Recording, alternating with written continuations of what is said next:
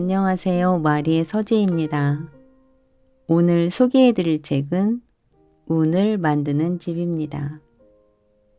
돈, 건강, 관계의 흐름이 바뀌는 공간의 비밀. 지은이 신기율, 출판 위즈덤 하우스입니다. 운을 만드는 집은 공간을 다루는 기술을 통해 나와 궁합이 맞는 공간을 찾는 법부터 내가 머무는 공간을 몸과 마음을 치유하는 최고의 명당으로 만드는 방법을 알려주고 있습니다. 공간의 성격을 제대로 이해하면 운의 흐름을 얼마든지 바꿀 수 있습니다. 공간은 마음의 확장판입니다. 그곳에 머무는 사람이 어떤 의미를 부여하고 어떤 감정을 발산하는가에 따라 그 기운을 변화시킵니다. 그렇게 변화된 기운은 그곳에 살고 있는 우리의 몸과 마음에 다시 영향을 미칩니다. 공간에는 그런 마법 같은 힘이 존재합니다. 그런 마법 같은 공간은 내가 살고 있는 집에서도 쉽게 만들 수 있습니다. 내가 편안해지고 아이의 성적이 달라지고 가족이 행복해지고 하는 일이 시원하게 뚫리는 마법 같은 힘. 그런 힘을 끌어오는 방법을 알려주고 있습니다. 자, 그러면 그 방법에 대해 알아볼까요? 오늘도 마리의 서재와 함께 즐거운 시간 보내세요. 구독과 좋아요, 알림 설정은 사랑입니다. 감사합니다. 슬픔과 분노를 해소할 정서적 화장실을 마련하라. 우리의 공간은 대부분 크든 작든 침실과 거실, 주방, 화장실로 구성되어 있다. 기능과 편의 위주의 공간 배치다. 그러나 꼭 침실이라 해서 편안함을 느끼는 것도, 거실이라 해서 가족 간의 대화가 활발히 오가는 것도 아니다.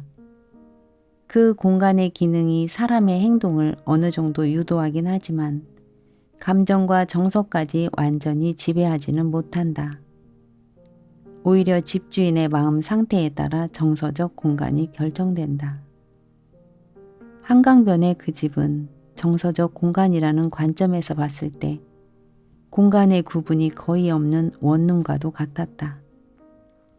그가 주로 머무는 서재는 물론 거실, 주방 할 것 없이 집안 곳곳이 우울과 불안이라는 정서 하나로 어지럽혀져 있었다. 사실 이는 현대를 살아가는 우리 모두가 가진 공간의 문제이기도 하다. 일상에 지친 사람들에게 집은 그저 먹고 자고 쉬는 곳일 뿐이다. 그래서 거실에서도 방 안에서도 식탁에서도 비슷한 행동을 하고 비슷한 감정을 쏟아낸다. 현실 속의 골치 아픈 일을 잠시 잊기 위해 휴대폰 속으로 도피하거나 멍하니 TV를 보거나 답답한 현실에 한숨을 내쉰다. 아무리 넓고 방이 많은 집이라도 그 공간을 채우고 있는 감정의 색깔은 대부분 비슷하다. 보이지 않는 에너지 측면에서 보면 공간이 질서 없이 뒤섞여 있는 것이다. 때문에 많은 집이 명당도 흉당도 아닌 나름의 아슬아슬한 균형을 유지하고 있는지도 모른다.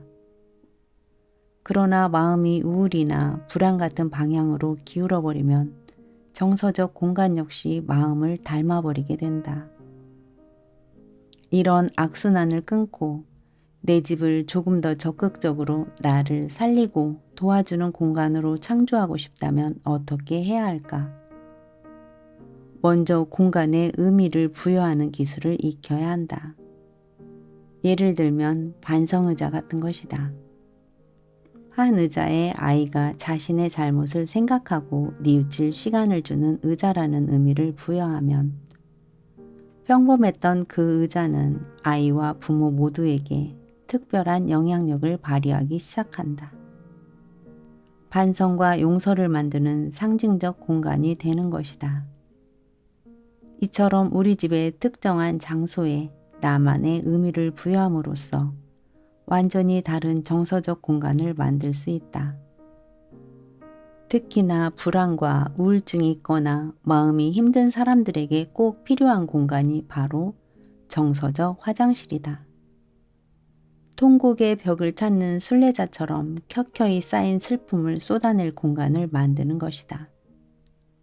집안의 특정 장소를 정해놓고 그곳에서 슬퍼하기로 자신과 약속하고 화장실에서만 볼일을 보듯 정서적 화장실에서만 부정적인 감정을 쏟아내는 것이다.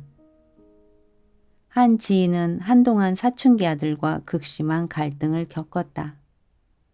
방황하던 아들이 자퇴를 선언하자 그녀의 인내심도 한계를 드러냈다. 아들 못지않게 그녀도 한동안 우울증에 시달렸지만 다행히 그녀는 끝까지 자신도 아들도 포기하지 않았다. 그녀가 아들과의 관계 회복을 위해 가장 먼저 한 일은 안방 베란다에 정서적 화장실을 만든 것이었다. 아들에게 분노와 원망을 쏟아내지 않기 위해 아들 앞에서는 최대한 평정심을 유지하고 풀리지 않는 감정은 안방 베란다에서만 쏟아냈다. 그렇게 감정이 북받칠 때마다 베란다에서 소리 지르고 눈물을 흘리고 나면 다시 아들 앞에서 미소를 지을 수 있었다고 한다. 현명한 엄마 덕에 다행히 아들은 긴 방황을 끝냈고 모자는 둘도 없는 인생의 파트너가 됐다. 작은 다탁이 만들어낸 치유의 명당. 스페이스 로지의 기본은 내 상황에 맞게 정서적 공간을 구획하는 것이다. 질서 없이 혼재되어 있던 공간을 내가 부여한 의미대로 새롭게 배치하고 분리해야 할 것들을 따로 두는 것이다.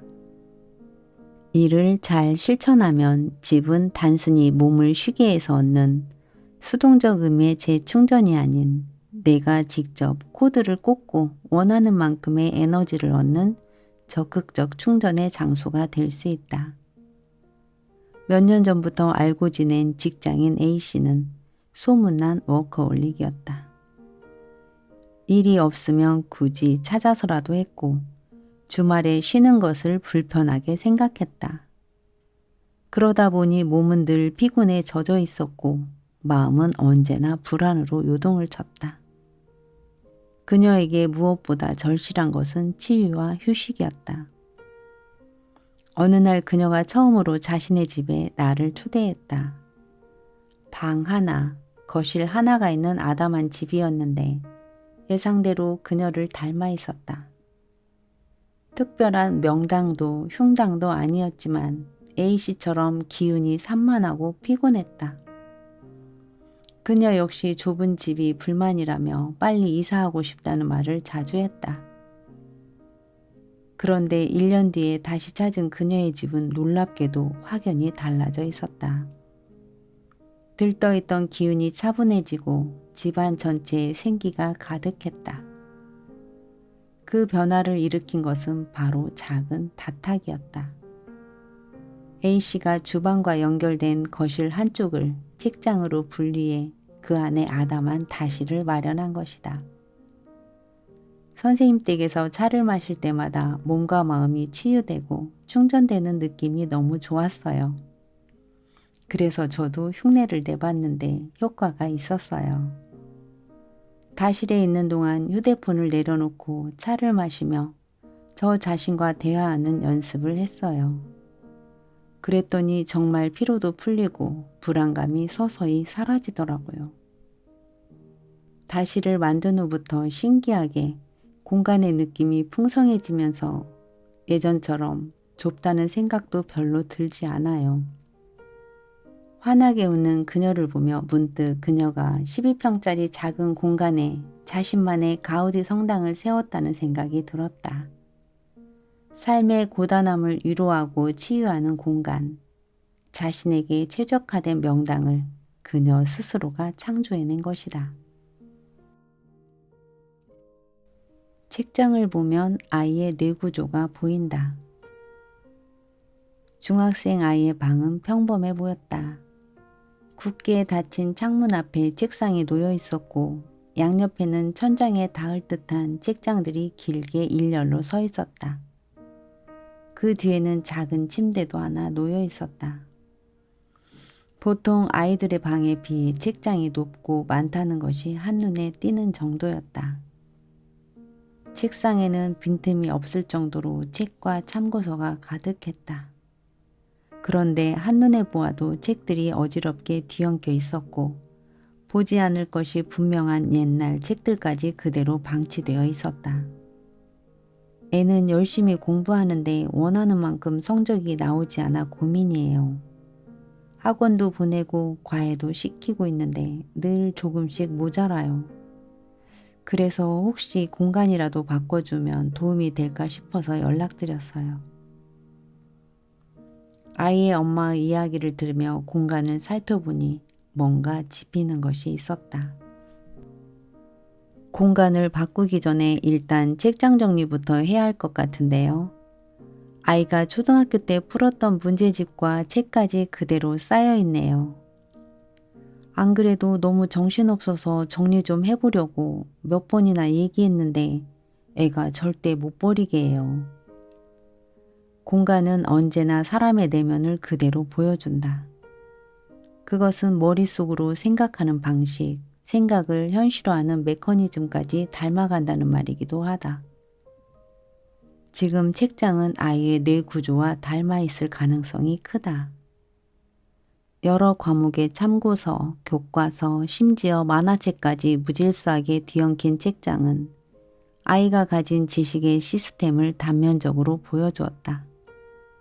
정보의 옥석을 쉽게 가려내지 못할 정도로 구조와 체계가 잡히지 않은 상태일 것이 분명했다. 지식의 용량이 매우 큰 일부 사람을 제외하고는 필요 없는 것을 버려야 새로운 것을 받아들일 수 있다. 그런데 확실히 알고 있다 해도 언젠가 잊어버릴 수 있다는 불안감 때문에 아는 것을 필요 이상으로 반복 학습하는 아이들이 있다. 성적에 대한 압박감으로 자존감이 낮아져 있을 때 나타나는 모습이다. 이런 상태라면 새로운 것을 배우고 익히고 지식을 통합하는 속도가 떨어져 노력한 만큼 성과가 나오지 않을 수 있다. 어떤 분야의 전문가라면 오래된 책을 쌓아놓는 게 문제될 리 없다. 그러나 입시 공부를 하는 학생이라면 이야기가 다르다. 입시의 기본은 기동성이다. 속도와 시간의 싸움에서 지면 경쟁력이 떨어질 수밖에 없다.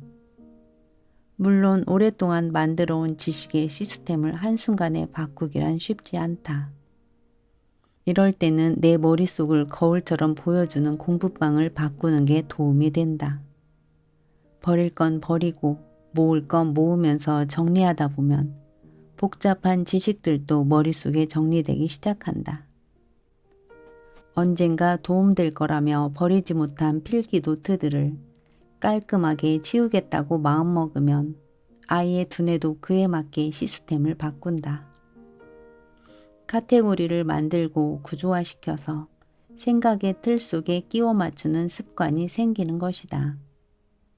또한 필요할 때 빨리 꺼내 쓸 수 있도록 책장을 일목요연하게 바꾸면 머릿속도 그에 따라 편집될 수 있다. 지식이 빠르게 순환되도록 공간을 바꿨을 때 가시적인 효과가 있다면 방향을 제대로 짚었다고 볼 수 있다. 실제로 아이에게는 이 방법이 통했다. 어지럽던 책장을 절반 가까이 비우고 과목별로 책들을 일목요연하게 정리하는 연습을 하면서 오랜 슬럼프에서 서서히 벗어나기 시작했다. 이처럼 우리가 살고 있는 공간은 우리 내면의 실사 버전이자 확장판이다.